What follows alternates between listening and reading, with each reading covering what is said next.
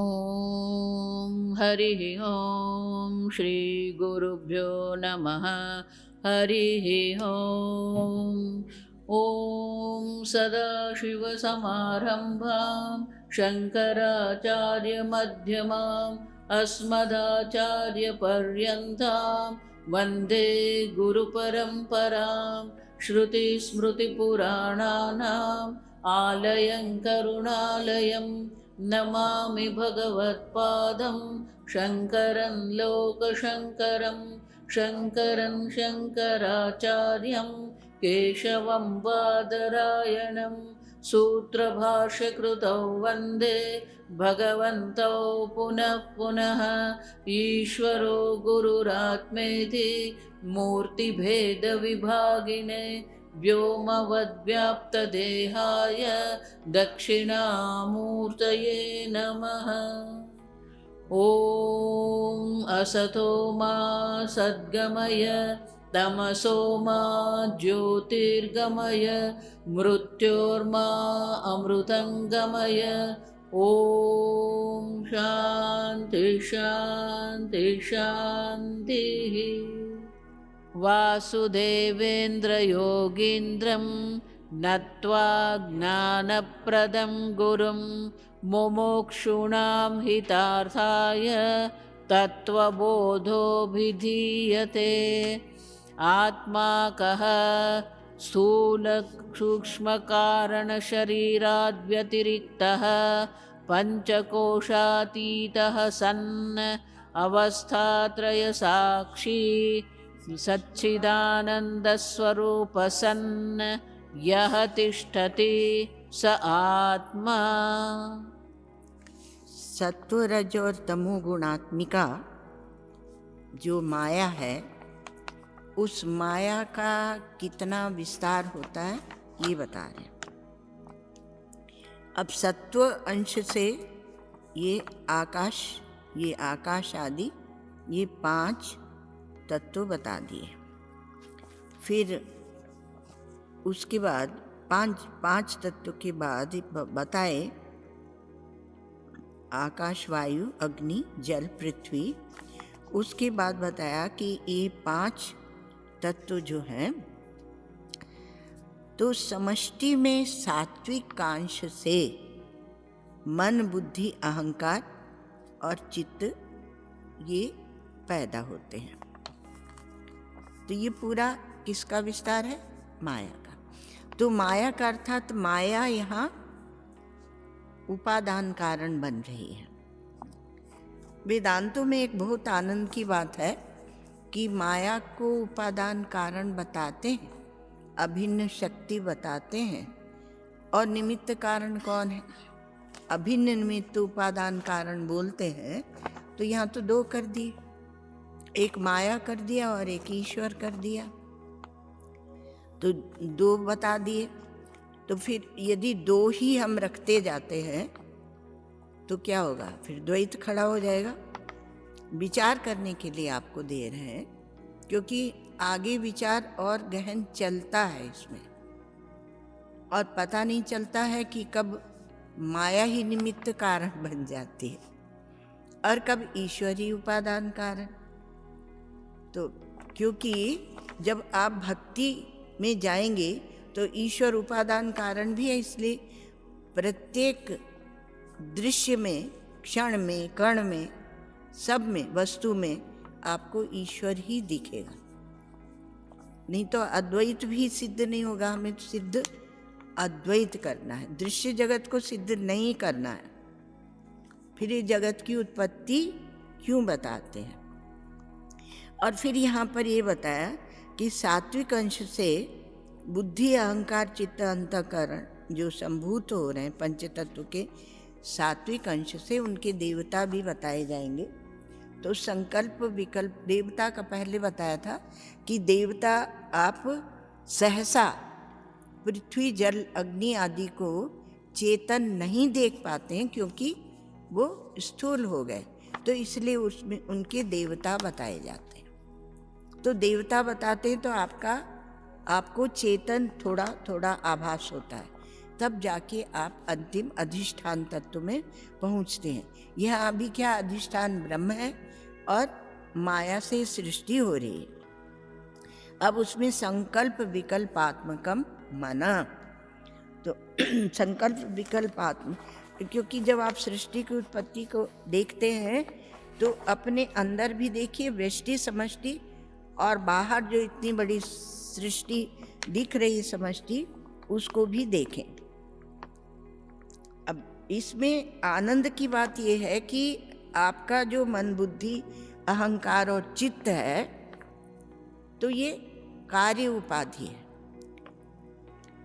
कार्य उपाधि, और कारणोपाधि जो ईश्वर है उसमें अंतःकरण है ही नहीं। अब जब अंतःकरण नहीं है तो वो कैसे काम करता होगा? इसलिए एक जीवन मुक्त को लाके सामने रखा जाता है कि उसके अंतःकरण नहीं है, फिर भी वो काम करता है। तो उसके द्वारा जो भी होगा वो समष्टि के हित के लिए होगा। उसी प्रकार से ईश्वर करता नहीं है, न जीवन मुक्त करता है, पर प्रतीयमान जो आभासित होता है, वो करता हुआ प्रतीत होता है, वो सर्व के कल्याण के लिए होता है। तो अब संकल्प विकल्पात्मकम मना, हम लोगों ने एक बात सुनी थी यहाँ पर माता जी से, तो हम लोगों ने बात सुनी थी कि संकल्प विकल्पात्मकम जो मन है, कैसे उसका हम सदुपयोग करते हैं। शुद्ध संकल्प करें, वेदों में ही आया तन्मे मना शिव संकल्पम अस्तु, तो शिव संकल्प करें, अच्छे संकल्प करें। और जब आप ये समझ के और बड़े संकल्प करते हैं तो आपका जीवन ही शुद्ध हो जाता है। आप नहीं समझना कि आपका जीवन छोटा सा है, वो बहुत बड़ा है। और बड़े संकल्प करें, छोटे संकल्प नहीं करें। एक लड़का आया हमारे पास, आदमी है वैसे, पर ऐसे बचपन से देखा इसे लड़का दिल्ली में। तो उसने कहा कि माँ, हमने अपना व्यापार बढ़ाया और अब पर्याप्त है, हमारे पास पर्याप्त है हमारे परिवार के लिए, उदर पोषण के लिए, सुव्यवस्थित चलने के लिए बहुत सारा काम है, हो गया है। तो अब हम क्या करें? क्या व्यापार को उतना ही बढ़ाएं या छोड़ दें, क्या करें? तो हमने कहा नहीं, तुमने व्यापार व्यष्टि में नहीं किया है, समष्टि में किया है, और इसलिए छोड़ने की बात कैसे करते हो या समेटने की बात कैसे करते हो? तुम्हें और ये सोचना चाहिए कि हम और बढ़ाएं, और ज़्यादा बढ़ाएं, और ज़्यादा बढ़ाएं, क्योंकि तुम अकेले नहीं हो। कभी कर्म व्यष्टि में नहीं होता, कर्म समष्टि में होता है, और समष्टि को लेकर होता है। एक व्यक्ति अभिमान करे कि हमने यह कर्म किया तो ठीक नहीं है, इसलिए समष्टि से लेकर आते हैं। जो माया है वही मन है, जो आपका मन है वही वो ईश्वर की जो अभिन्न शक्ति सत्व रज तमो गुणात्मिका माया है, वही आपका मन भी है। इसलिए एक और इसको समष्टि से जोड़ते हैं, लेकिन व्यष्टि में जब ये खुतुर पुतुर करता है तब इसको संयम करने के लिए भी बताया जाता है। क्योंकि जब अकेला अकेला फुदकेगा तो वह समष्टि से जुड़ नहीं सकेगा। और इसलिए जो उदार चरिता नाम तु वसुधैव कुटुंबकम, जो उदार चरित्र है उनको कहीं भी ऐसा नहीं होता कि अब हम यहाँ अकेले आ गए, एकांत में आ गए, अब क्या करेंगे। वो सर्वत्र वही परमात्मा है, वो सबे भूमि गोपाल की या में अटक कहाँ। तो इसलिए मन को हम लोगों ने देखा कि समष्टि से भी जोड़ा गया, अर्थात उसका सदुपयोग भी किया गया। और संकल्प विकल्प जो करता ही रहता, तो परमात्मा का जिज्ञासु के लिए, साधक के लिए उसका उपयोग क्या होगा? वो कर्म ही करता रहेगा। तो एक तो कर्म कभी व्यष्टि में नहीं होता, समष्टि में होता, इस बात को आप याद रखना। और इसलिए आप अपने कर्तव्य का, अपने उत्तरदायित्व का निर्वाह, जब इसीलिए कहते ईश्वरार्पण बुद्धि, तो बुद्धि वहां क्यों लगा लिया? ईश्वरार्पण मन ही कह दो, मन भी तो कह सकते थे, पर मन तो हिलता डुलता रहता ना, भावात्मक होता है, तो उसका भी उपयोग है, तब वहाँ भक्ति बता देते हैं। तो इसलिए मन जो संकल्प विकल्पात्मकम मना, ये संकल्प विकल्प करता है, एक चीज को लेता है फिर उसको काटता है। अब इसका यहाँ हम लोग जो ध्यान करते हैं, प्रातः काल जो ध्यान करते हैं, तो वो एक प्रकार से मनन है, ठीक है, एक प्रक्रिया से ले जाते हैं, प्राणायाम करो, ये करो, फिर एक वाक्य उठाकर सब सर्वत्र ध्यान करने वालों का ये है कि आप एक वाक्य उठाइए। वाक्य कहाँ से उठाएंगे? उपनिषद से या कहीं से, और फिर उसी का उथल पुथल चिंतन जो होगा, तो वह मनन भी हो जाएगा और आपका ध्यान भी हो जाएगा। इस प्रकार से चलेगा। तो संकल्प विकल्प, संकल्प उठता है, विकल्प उठता है। संकल्प अच्छे शुद्ध करें, आत्म तत्व की प्राप्ति के लिए करें, अशुद्ध संकल्प नहीं करें, ये मन का सदुपयोग है। एक बात हो गई, क्योंकि ये तो करेगा, संकल्प है तो उसमें विकल्प लाएगा। अब हम प्रातः उठते हैं, अब अभी बहुत टाइम है, तब तक थोड़ा पढ़ लो, पढ़ने की आदत, तो थोड़ा पढ़ने लगे, टाइम हो गया, तो वो विकल्प खड़ा कर दिया ना मन ने, तो मन ने अनुशासन रहित कर दिया। इसलिए अनुशासन में मन ही सब करता है, मन ही स्नान करता है, मन ही यहाँ आता है, वो खेल करता रहता है। और निश्चयात्मिका बुद्धि, जिसके जीवन में बुद्धि की प्रधानता है, वह अनुशासन में चलेगा, और जिसके जीवन में बुद्धि की प्रधानता नहीं है, वो मन के हिसाब से डोलता रहेगा। क्योंकि मन इंद्रियों के साथ जुड़ा हुआ है, वो साधारण करण है, सभी इंद्रियों से जुड़ा है, और इसलिए वो सब समेटता रहता है, वहाँ विषय व्यापार समेटता है। अभी बुद्धि की बड़ी भारी महिमा, निश्चय आत्मिका जो बुद्धि है, ये बुद्धि की बड़ी भारी महिमा है। क्योंकि बोध का जहाँ प्रथम अवतरण होता है, वह है बुद्धि। तो बोध का जहाँ, बोध अर्थात आत्मा का जो स्वरूप है बोध, वह जहाँ ज्ञान, वह जहाँ उतरा, उसका नाम हुआ बुद्धि। तो बुद्धि करती है निश्चय, बुद्धि निश्चय जब करती है, तो एक गुजराती में एक भजन है, उसमें बोलते हैं कि निश्चय ने महल में वसे छे मारो वालुड़ो। मतलब जब हमने निश्चय किया और दृढ़ निश्चय किया, वह एक महल हुआ, और उसी महल में मेरा प्यारा, मेरा प्रियतम निवास करता है। मन के महल में नहीं, वो तो है मन मंदिर आलीशान, पर वहाँ एक विचारक का वो भजन है, इसलिए बोलता है निश्चय के महल। तो निश्चय जब आप दृढ़ कर लेते हैं, तो निश्चय कौन सा करेंगे? दूसरे निश्चय वो हिलेंगे डुलेंगे, क्योंकि संसार के लिए। लेकिन निश्चय जब आप परमात्मा के लिए, सत्य के लिए, परमार्थ के लिए करते हैं, तब वह निश्चय होगा, तब वह आपके जीवन को खींच कर ले जाएगा। तब आप किसी संकल्प विकल्प में नहीं फंसेंगे, वो पीछे रह जाते हैं। इसलिए बुद्धि के जो कई नाम है, उसमें एक मनीषा है। मनीषा माने मन के ऊपर ईशन करने वाली, तो मनीषा है, तो वो खींच कर ले जाती है। ऐसा न हो ये देखो कि आपकी बुद्धि को मन खींच कर ले जाए। आप ये देखिए कि आपकी बुद्धि मन को खींच कर ले जाए। इसलिए उसमें निश्चय की दृढ़ता होनी चाहिए।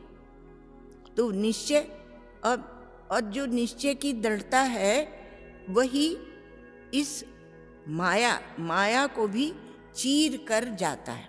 अंतःकरण की एक माया है, इसको चीर कर और उस सत्य तक पहुंच जाता है। इतनी शक्ति होनी चाहिए। ये सारा जो सत्संग है वो आपके अंदर एक आत्मशक्ति जगाने के लिए। यदि आत्मशक्ति नहीं जागती है और फिर हम जाके भोगों में ही लगते हैं, तो सत्संग का जो प्रयास किया गया यहाँ वो व्यर्थ हुआ, वो व्यर्थ हुआ। आपके में इतनी निश्चय शक्ति चाहिए कि हम उस सत्य को खोज कर रहेंगे, इसके पीछे जो सत्य है। अब अहम कर्ता अहंकारा, इसका भी हम लोगों ने देखा था कि एक अहम शुद्ध अहम है। हमारे यहाँ इसको शोधन कहते हैं, वेदांत में शोधन एक शब्द है, शोधन। तो अहम तत्व का शोधन और ब्रह्म तत्व का शोधन। यदि हम अहम ब्रह्मास्मि महावाक्य लेते हैं तो श्रवण मनन निधि ध्यासन के अनंतर शोधन है। वो शोधन को तो आजकल प्राय विस्मृति सी हो गई, ऐसा हमें लगता, हो सकता हम गलत होंगे। तो उसमें का शोधन होना चाहिए। तो तत्वमसि जब लेते हैं तो तत्पदार्थ और त्वम पदार्थ, तो त्वम पद का शोधन और तत्पद का शोधन। तो तत् परमात्मा है, उसका तो अहम बहुत बड़ा है, पर हमें ये समझना पड़ेगा कि उपाधियों से विनिर्मुक्त वह परमात्मा भी केवल सच्चिदानंद घन अद्वितीय है। ये समझना हमें पड़ेगा, क्योंकि वो तो जो है सो है, और हम भी सच्चिदानंद घन एक अद्वितीय है। उपाधियों को लेकर बैठ जाते हैं, तब अहंकार कहते हैं उसको। तो अहंकार में जो कार लग जाता है, उसमें बैठकर हम घूमते रहते हैं, बहुत सी योनियों में जाते हैं, बहुत से शरीर धारण करते हैं, कोई चिंता ही नहीं। शरीर धारण करो और ज़्यादा जड़ता में चले गए तो वहाँ पर शस्यमिव, कठोपनिषद में नचिकेता बोलते हैं, शस्यमिव मर्त्य पच्यते शस्यमिवा जायते पुनः। ये जैसे आप खेती करते हैं ना, तो पौधे लग जाते हैं तो शस्य है, शस्य श्यामला भूमि बोलते हैं भारत माता को। तो शस्य के जैसे आप पौधे उगाते हैं और फिर पौधे खत्म हो जाते हैं, वो आपको अन्न देकर और चले जाते हैं। तो मर्त्य, ये मनुष्य, ये जीव, ये बहुत से पकते हैं और मरते हैं।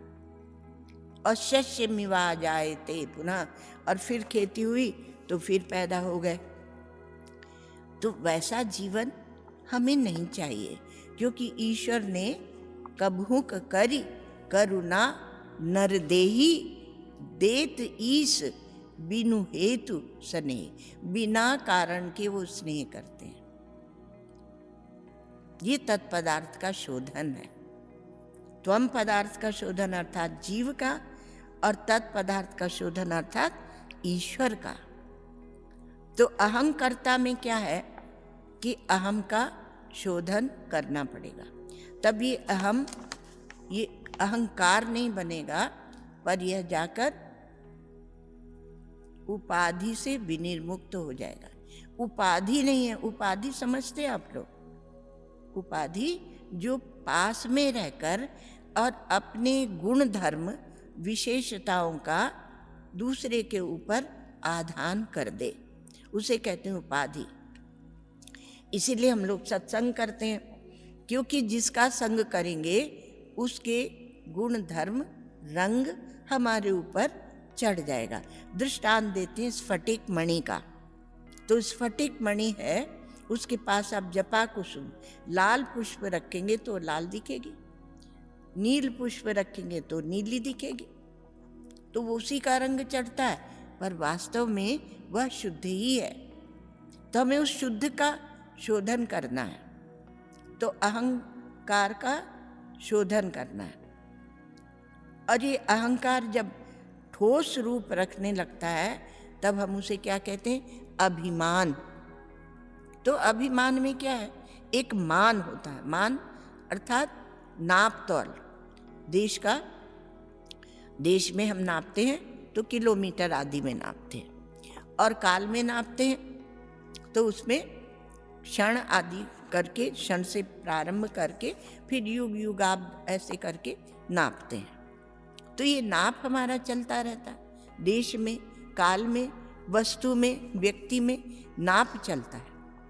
तो ये नाप तौल जब तक रहेगा तब तक देश काल वस्तु भी खड़े रहेंगे, और देश काल वस्तु जो खड़े हो जाते हैं वो हमारे सबसे प्रारंभिक उपाधि वही बनती है।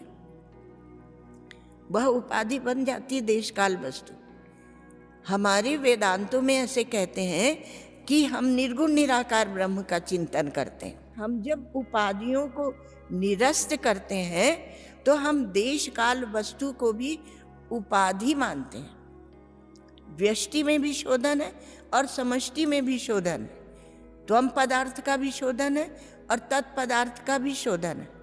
तो हम देश काल वस्तु की उपाधियों को, वस्तु अर्थात कारण कह लो, कारणात्मक है वो, कॉज एंड इफेक्ट जो हम लोग देखते हैं ना, तो वो कारणात्मक है, ऑब्जेक्टिविटी वो कारणात्मक है। तो उसका भी हम लोग शोधन करते हैं, इसलिए गंभीर चिंतन में जाता है। यदि देश काल वस्तु, देश काल कारण ये सब बने हुए हैं और फिर आप निर्गुण निराकार का चिंतन करते हैं, सावधान रहना, तो आप निर्गुण निराकार का चिंतन कर ही नहीं सकते। और देखना कि अटकाव कहाँ है। अटकाव वही प्रतिबंध बनता है हमारे चिंतन में कितनी शुद्धता। इसलिए वो कहते हैं कि ठीक है, तुम निर्गुण निराकार का चिंतन तो करते हो, लेकिन साथ में देश काल को जोड़ के रखते हो। कितना भारी जुड़ाव है देश काल से। ये तो आप जब उनके साथ जुड़ेंगे तो आपको पता चलेगा। मुख भी किस तरफ करना है, देखो हमारे कर्मकांड में है वो कि आप पूर्वाभिमुख हो कि उत्तराभिमुख हो, किंतु वेदांत में नहीं है। संपूर्णम जगदेव, वहाँ तो संपूर्ण जगत ईश्वर का रूप हो जाता है, इसलिए वहाँ पूर्व पश्चिम उत्तर दक्षिण का विचार नहीं है। वहाँ शुभ अशुभ मुहूर्त का विचार भी नहीं है, क्योंकि उसे कोई कर्म करना ही नहीं है। तो हम कर्म को भी साथ में रखें और कहें हम निर्गुण निराकार का चिंतन करते हैं। कुछ उनका वहाँ जो निराकार होगा वह साकार के सापेक्ष होगा। साकार का भाव और साकार का अभाव, जगत का एक जगत की वृत्ति, जगदाकार वृत्ति और उस वृत्ति का अभाव, तब आप उसे कह देते हैं हमने निराकार का चिंतन किया। सुषुप्ति में भी हो जाता है। सुषुप्ति प्राकृतिक समाधि है, अपने आप ईश्वर परमात्मा रोज हमें देते हैं, तो सुषुप्ति में भी ऑटोमेटिक हो जाता है। तो सोते रहो, फिर क्या दवाई लेके सोते रहो। तो ऐसा चिंतन नहीं है हमारा ऋषि मुनियों का कि इतनी सरलता से आप उसको गपागप खा जाए, ऐसा नहीं है। और कहें हम भी तुम्हारे साथ खड़े हैं। वो सूक्ष्म चिंतन ही तपस्या है हमारे यहाँ। जब ये बोलते हैं कि वो तपस्या करते हैं, और तपस्या के बिना ये चमकता नहीं है ज्ञान, क्योंकि आपको छोड़ने की विधा, त्यागने की वृत्ति, त्यागने का सामर्थ्य, उसकी त्याग की सूक्ष्मता वो समझ में नहीं आती है। और आप उसको सीखेंगे तभी आप शांकर वेदांत को समझ पाएंगे। भगवान शंकराचार्य का जो वेदांत है वह अद्वैत अत्यंत सूक्ष्म है। सूक्ष्मत्वात् तदभिज्ञेय, भगवान बोलते हैं, भगवान श्री कृष्ण गीता में, कि अत्यंत सूक्ष्म होने के कारण वह अभिज्ञेय है।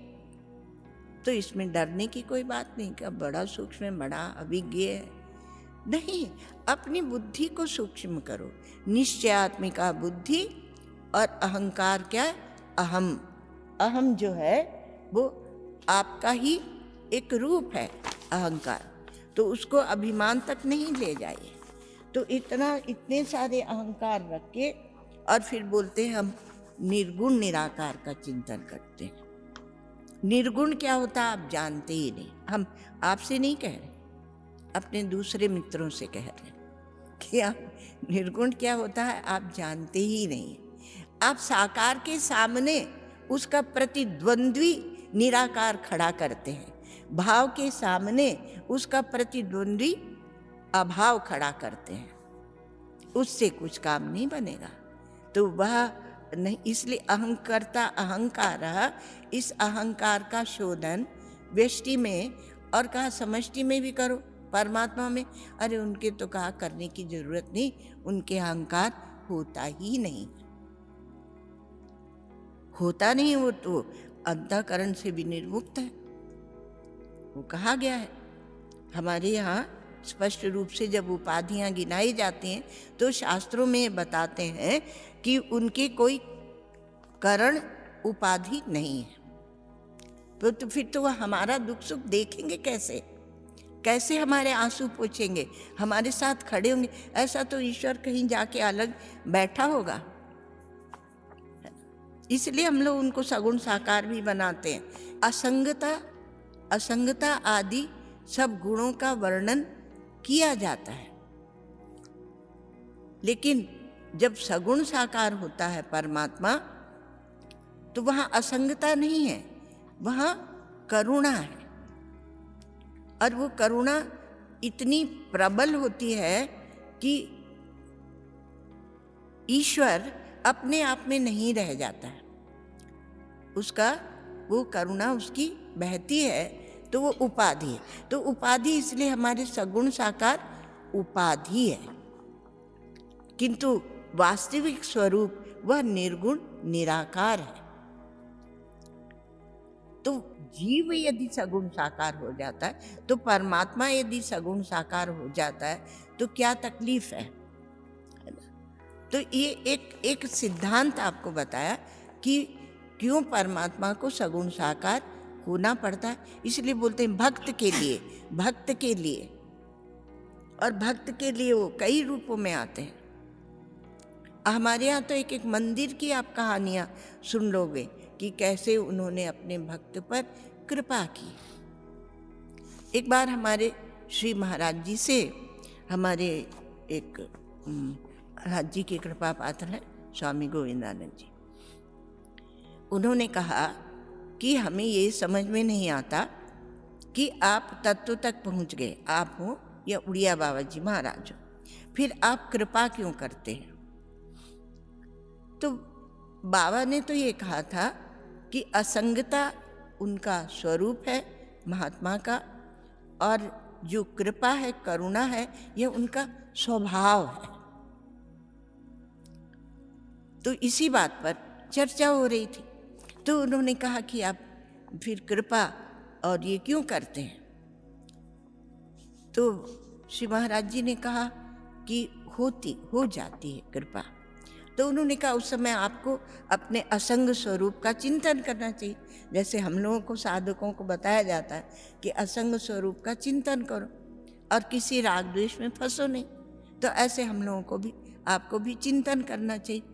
तो महाराज जी ने कहा हाँ, पर होता नहीं है। वो करुणा की कृपा के वश में हो जाता है और वहाँ पर वो कृपा बहने लगती है। तो कुछ चीजें ऐसी भी होती हैं जो अनिर्वचनीय होती हैं। इसलिए वेदांतों का सिद्धांत है अनिर्वचनीय, माया भी अनिर्वचनीय है।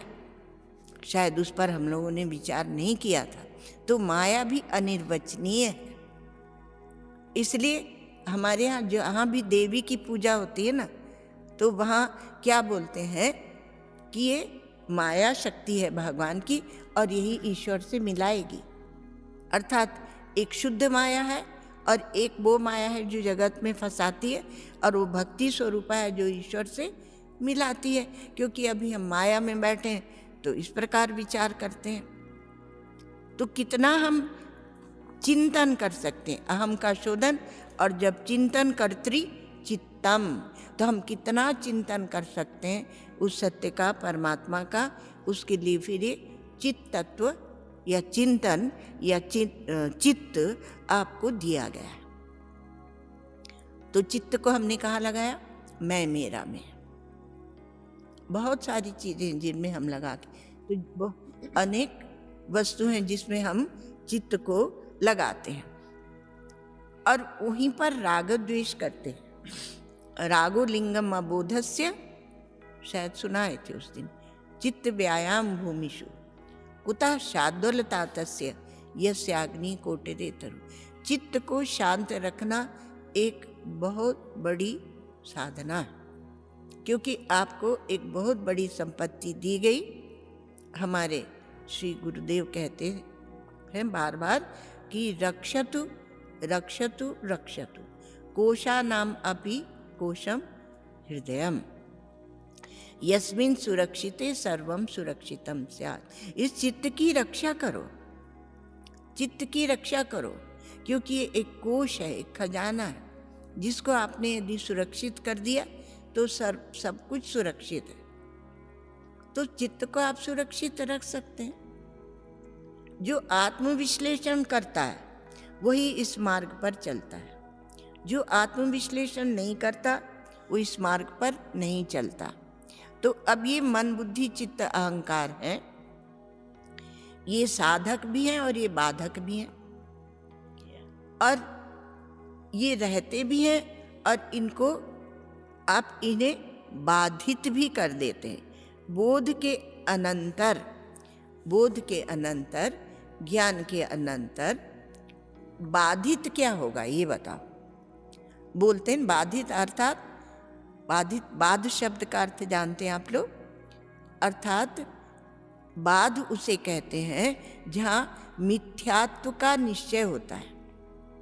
अब फिर मिथ्या शब्द आ गया, और मिथ्या से ही तो हम लोग परेशान हैं है ना।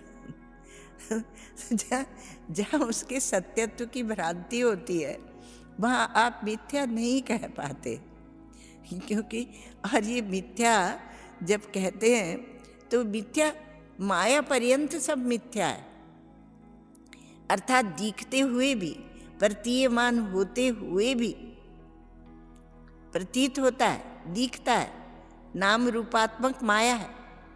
तो माया नाम रूप देती है, और परमात्मा आपको देते हैं क्या? उनका अंश कहते हैं ना, तो क्या देते हैं? सच्चित और आनंद, और एक अद्वितीय, एक मेवाद्वितीयम को नहीं भूलेगा, तो एक अद्वितीय भी वो देते हैं। तो वो आपको देते हैं, अर्थात आपको अपना अंश बनाकर रखते हैं। ईश्वर अंश, जीव अविनाशी, चेतन अविनाशी वहाँ कह दिया, अर्थात वहाँ आपको काल के परे बता दिया, और चेतन अमल सहज सुख राशि, और सुख राशि है। तो वह परमात्मा आपसे भिन्न नहीं है, पर हमने कल्पना कर ली कि हम भिन्न हैं, और भिन्न है कह के शरीर के कष्ट को अपना कष्ट मानते हैं, इंद्रियों के कष्ट को अपना कष्ट मानते हैं। तादात्म्य जो कर लिया, यही माया का खेल है कि हम यहाँ तक उतर के आ गए, इंद्रियों तक, विषयों तक, वहाँ तक आ गए। तो क्या करें महाराज? शरीर का ध्यान नहीं रखें? नहीं, वो आपको एक साधन दिया गया है। जैसे आप अपने मोटर की सफाई करते हैं, उसे अप टू डेट रखते हैं, तो उसी प्रकार से शरीर है। पर दिन रात उसके पीछे नहीं लगे रहो, क्योंकि रात को सो जाते हो, तब इसको कोई काट दे, मार दे, आपको पता भी नहीं होता। जब तक जागे तब तक शरीर खत्म हो चुका है। तो इसका सदुपयोग करो, नहीं तो ये चला जाएगा। तो इतना विचार करने का, इतना सोचने का समय भी नहीं मिलेगा। फिर विभिन्न योनियों में भटकते रहो। तो आपको जो इंस्ट्रूमेंट मिला है, जो औजार मिला है, वो है ये मन बुद्धि चित्त और अहंकार। ये सूक्ष्म शरीर है। और भी सूक्ष्म शरीर में आता है प्राण आदि, और आपका स्थूल शरीर, वो आपका स्थूल शरीर जो वह भी आपको दिया गया है, आपके हाथ में नहीं है, पर आप उसका सदुपयोग करके और कहाँ तक जा सकते हैं। तो चिंतन भी हमारा परमात्मा का ही हो तब बात बनेगी, नहीं तो मन कहीं जा रहा है, बुद्धि कहीं जा रही है, तो मनस्यन्यत वचस्यन्यत कर्मण्यन्यत दुरात्माना। और मनस्येकम वचस्येकम कर्मण्येकम,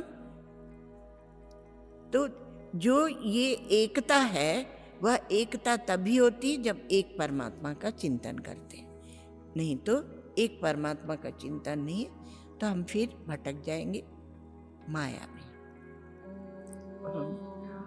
शन्नो मित्रः शं वरुणः शन्नो भवत्वर्यमा शन्न इन्द्रो बृहस्पतिः शन्नो विष्णुरुक्रमः नमो ब्रह्मणे नमस्ते वायो त्वमेव प्रत्यक्षं ब्रह्मासि त्वमेव प्रत्यक्षं ब्रह्म वदिष्यामि ऋतं वदिष्यामि सत्यं वदिष्यामि तन्मामवतु तद्भक्तारमवतु अवतु माम् अवतु भक्तारम्। ओम शांति शांति शांति। ओम पूर्णमदः पूर्णमिदं पूर्णात् पूर्णमुदच्यते पूर्णस्य पूर्णमादाय पूर्णमेवावशिष्यते। ओम शांति शांति शांति। हरि ओम। श्री गुरुभ्यो नमः। हरि ओम।